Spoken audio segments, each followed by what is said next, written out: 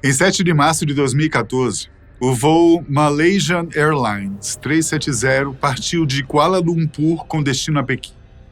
40 minutos após sua decolagem, a aeronave perdeu contato com o solo.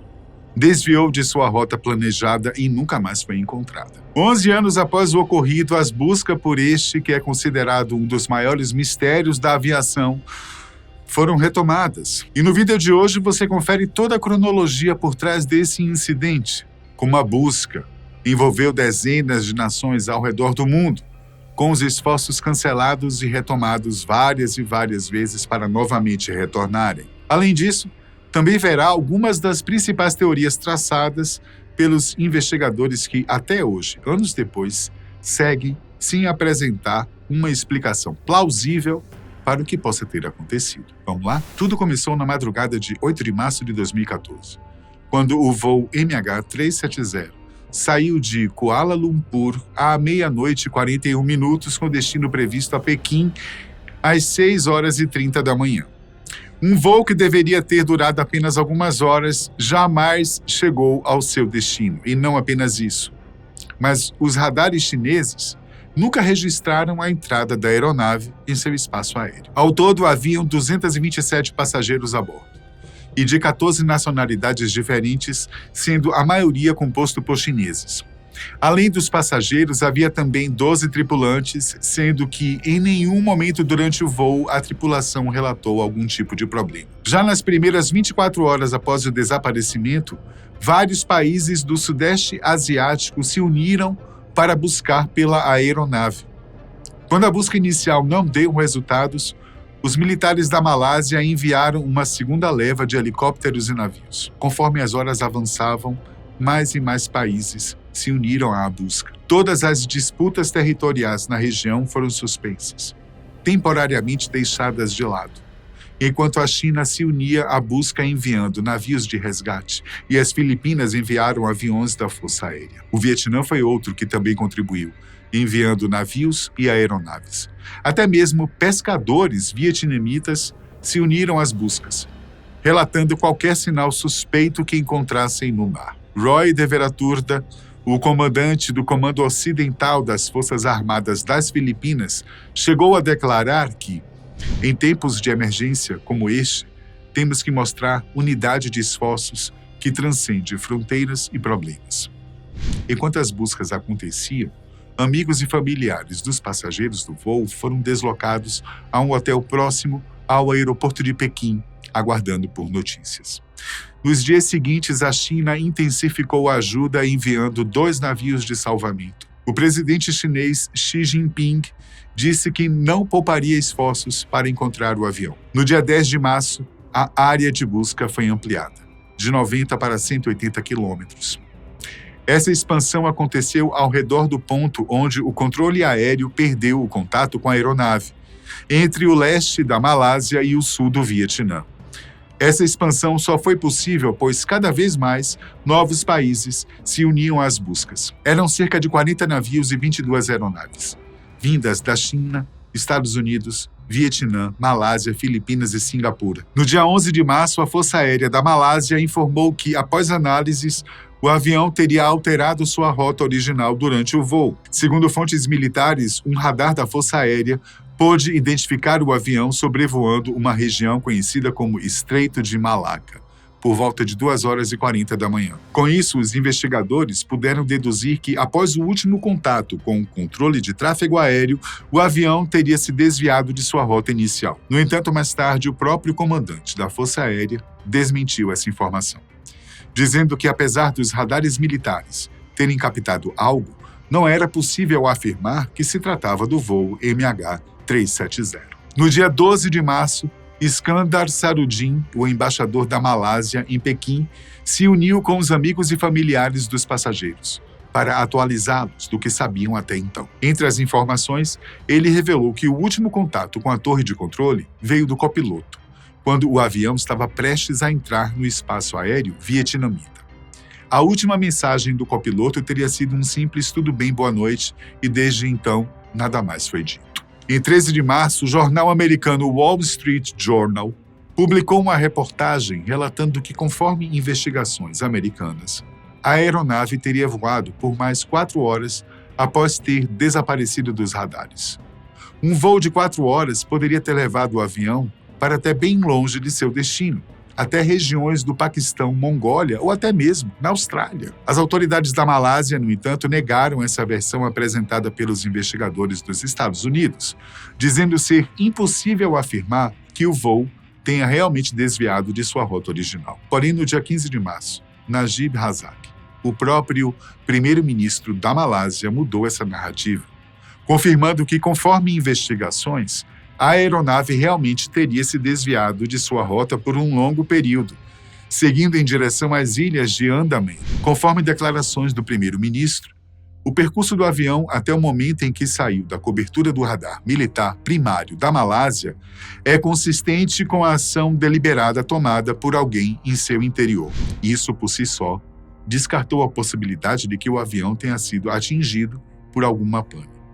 Além disso, o destino mais provável, segundo o ministro, teria sido a Indonésia. Após as falas do primeiro-ministro, a Índia se juntou à busca, procurando por sinais do voo pelas mais de 500 ilhas que formam o arquipélago de Andaman. Agora as buscas já contavam com 25 países. No dia 19, já sem respostas por mais de 10 dias, os parentes dos desaparecidos entraram em confronto com a polícia da Malásia. Enquanto as autoridades malaias realizavam uma coletiva de imprensa para fornecer atualizações sobre as buscas, os amigos e familiares invadiram o local, reclamando da falta de informações e exigindo maiores esforços por parte das autoridades. Eles alegavam que as autoridades malaias estariam cometendo diversos erros na investigação. No dia seguinte, realmente foi comprovado que erros estavam sendo cometidos. No dia 20 de março, a Inmarsat, a empresa britânica de satélites, criticou duramente a maneira com que o governo da Malásia vinha conduzindo a busca. Em suas críticas, eles afirmavam que desde o dia 11 de março, vinham avisando ao governo da Malásia que eles estavam procurando pelo voo na região errada. Até aquele momento, o governo da Malásia concentrava as buscas no Mar do Sul da China e também no Estreito de Malacca. A Inmarsat afirmava que aquela não era a região correta, pois, conforme análises de seus satélites, os esforços deveriam ser direcionados no Oceano Índico. Mesmo assim, a Malásia apresentou resistência para alterar o local de busca. Foi somente no dia 24 de março, durante uma coletiva, que o primeiro-ministro da Malásia finalmente confirmou que, após analisar os dados recebidos dos satélites, realmente o avião teria caído em algum local no Oceano Índico. Nessa coletiva, ele declarou: "É com grande tristeza e pesar que eu tenho que informar a vocês que, de acordo com os novos dados, o voo MH370 chegou ao seu fim no sul do Oceano Índico. E nesse mesmo dia, a companhia aérea Malaysia Airlines também se pronunciou, dizendo que, sem qualquer dúvida, o avião estava perdido no mar e não havia sobreviventes." No dia 30 de abril, navios e aviões das diferentes nações que estavam na região do Oceano Índico começaram a debandar, retornando às suas respectivas tarefas nacionais. Mas isso não significa que eles estavam desistindo das buscas, apenas optando por uma abordagem diferente. Após quase 2 meses de busca, sem nenhum tipo de avanço, era considerado improvável que destroços do avião fossem encontrados na superfície do oceano. Com isso, a busca passou a ser realizada por submarinos. E nesse momento, empresas privadas especializadas em explorações submarinas começaram a ser contactadas pelas autoridades para ajudarem nas buscas. Foram meses de busca submarina, com regiões do oceano sendo mapeadas, porém sem nada ser descoberto. Em janeiro de 2015, o Departamento de Aviação Civil da Malásia declarou que o desaparecimento do voo MH370 foi oficialmente um acidente, com todas as 239 pessoas a bordo consideradas oficialmente mortas, mesmo que nada sobre eles jamais tenha sido descoberto. Foi somente em julho de 2015 que finalmente uma descoberta sobre esse mistério foi realizada. Durante uma limpeza na praia, moradores da Ilha de Reunião, próxima a Madagascar, encontraram partes da asa da aeronave. Além da asa, também foram encontradas almofadas de poltronas e janelas de avião. O primeiro-ministro da Malásia chegou a confirmar o achado, dizendo que a equipe internacional de especialistas conclusivamente confirmou que os destroços da aeronave encontrados na Ilha Reunião são, de fato, da MH370. Apesar de parte do mistério ter sido respondido, os familiares dos desaparecidos não se contentaram, dizendo que ainda queriam saber o que realmente havia acontecido com o avião e seus passageiros. A descoberta dos destroços teve também um caráter financeiro para os familiares, principalmente quanto às indenizações que receberam. Mais de 30 familiares chineses processaram a companhia aérea logo após os destroços terem sido descobertos. Caso fosse comprovado que o motivo da queda do avião foi uma falha técnica, mais e mais famílias se comprometeram a entrar com um processo civil. Em janeiro de 2017, 3 anos após o ocorrido, as buscas pela aeronave foram oficialmente finalizadas. Austrália, Malásia e China, os únicos países que ainda insistiam na busca, concordaram em finalizar as atividades. Com um gasto estimado de 145 milhões de dólares e unindo dezenas de países em um mesmo objetivo, essa ficou marcada como a mais cara e complexa busca na história da aviação. Contudo, mesmo com os governos oficialmente dando por encerradas as buscas, esse ainda não foi o fim desse mistério.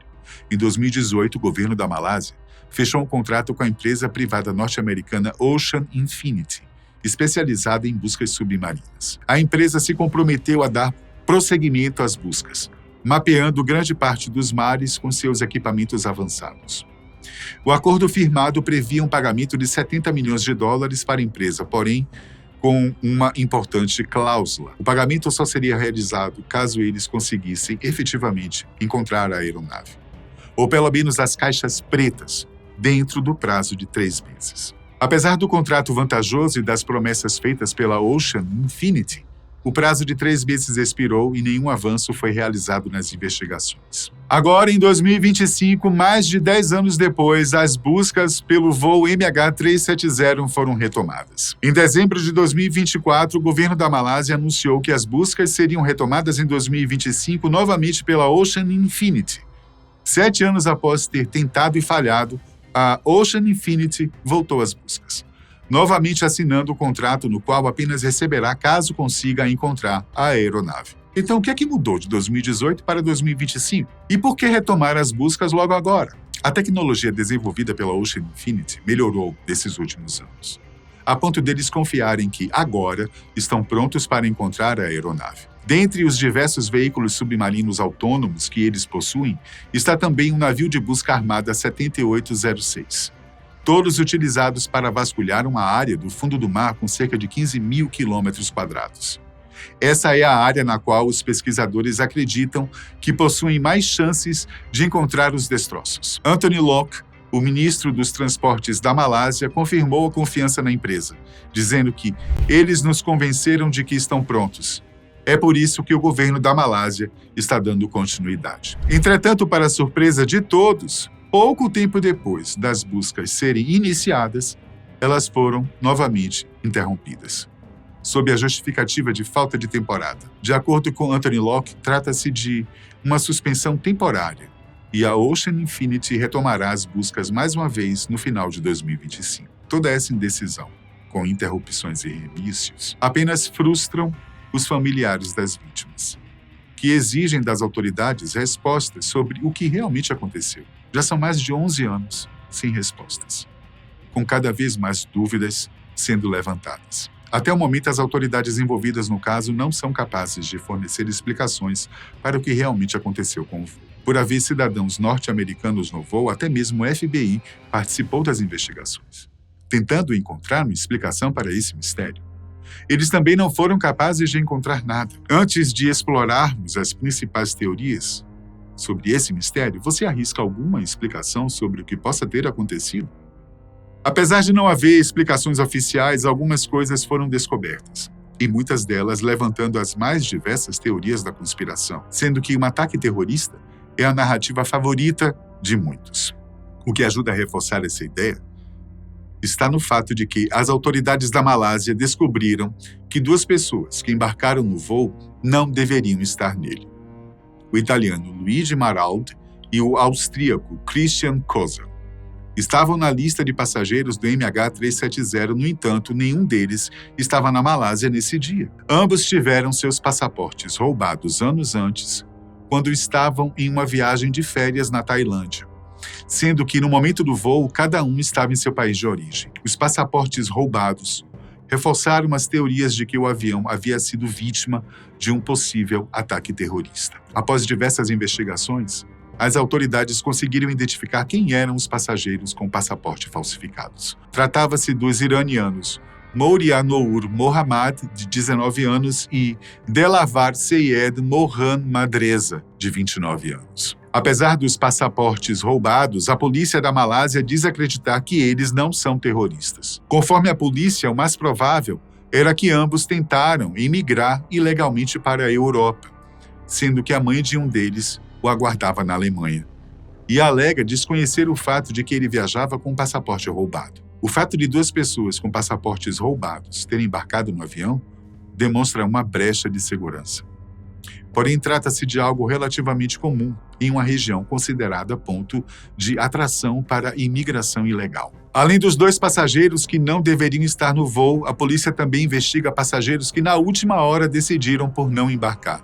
5 pessoas chegaram a realizar o check-in para o voo, despachando até mesmo as malas, mas no último minuto possível, desistiram da viagem. As bagagens que já estavam embarcadas tiveram de ser removidas do avião antes da decolagem. Teriam eles tido alguma premonição antes da viagem? Conforme as investigações realizadas pelas autoridades da Malásia, os desistentes foram interrogados e não demonstraram motivos específicos para a desistência. E no final foi apenas a sorte, ou algo a mais, que os salvou desse destino. O que também chamou bastante a atenção das autoridades foi o fato de que diversos familiares dos passageiros que sumiram relataram que os celulares deles ainda estavam tocando, horas depois do desaparecimento.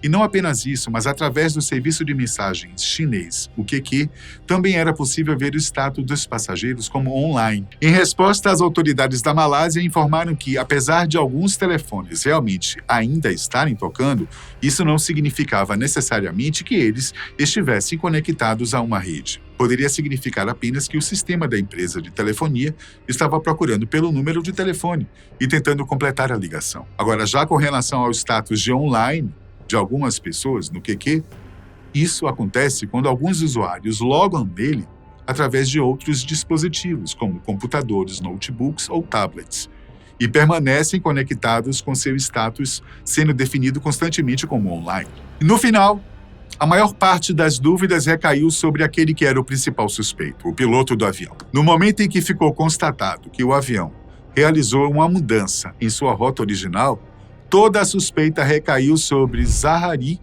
Ahmad Shah, o piloto de 53 anos, que entrou para a Malaysia Airlines em 1981. Ao investigarem a casa do piloto, a polícia encontrou um simulador de voo que ele próprio montou.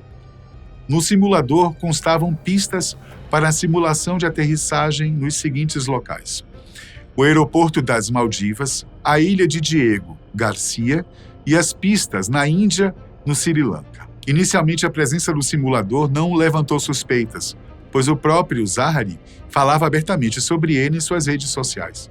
Contudo, o que levantou suspeitas foi o fato de que grande parte dos dados do simulador foram apagados. Especialistas começaram a trabalhar para tentar descobrir o que teria sido apagado, com a polícia não descartando a possibilidade de que o piloto pudesse ter utilizado o simulador para treinar o pouso em uma pista que não tivesse um monitoramento pesado. Para tentar entender melhor o percurso da aeronave, os pesquisadores chegaram a utilizar o Boeing 777-200, que é um modelo similar ao MH370, para reconstruir o percurso que ele supostamente teria seguido. O avião de reconstituição seguiu pela mesma rota e, para evitar todos os radares civis, teve de incluir movimentos em zigue-zague. E isso apenas reforçou a teoria de que quem quer que tenha conduzido o voo tinha experiência no que estava fazendo. Apesar das investigações, tanto a Malaysian Airlines quanto os amigos de Zahari declararam não acreditar que ele tivesse desempenhado qualquer papel com o desaparecimento da aeronave. Ao longo dos anos, diversas hipóteses surgiram sobre o que poderia ter acontecido, a maioria delas colocando Zahari como o principal suspeito. Há quem diga que usando uma máscara de oxigênio, ele teria despressurizado a cabine para deixar todos os tripulantes inconscientes e feito um pouso na cidade de Penang, local em que nasceu. Outros apontam como um gesto de despedida do piloto que vinha sofrendo de transtornos mentais e estaria decidido a fazer desta sua última viagem. Apesar das teorias, as investigações oficiais jamais foram capazes de apontar evidências concretas contra Zahari, e o mistério permanece até hoje. A única maneira com a qual esse mistério chegará ao fim será quando o avião ou sua caixa preta forem encontrados lá no fundo do mar. Até lá, nossa, vai chover acusações e teorias da conspiração. Até a próxima.